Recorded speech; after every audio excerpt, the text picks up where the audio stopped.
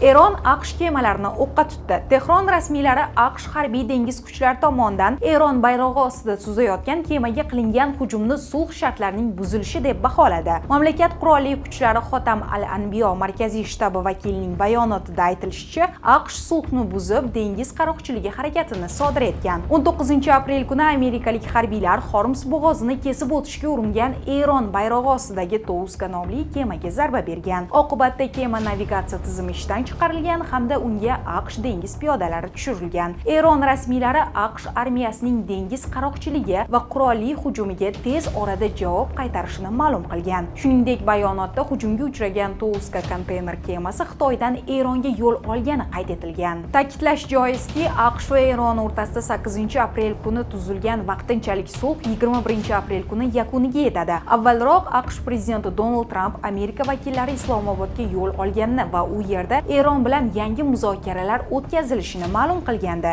Eron tomonining bildirishicha, Tehron AQSh bilan muzokaralarning ikkinchi bosqichida umuman ishtirok etishni xohlamaydi va qatnashmaydi ham. Jahondagi va jamiyatdagi so'nggi yangiliklarni Qalampuzda kuzatib boring.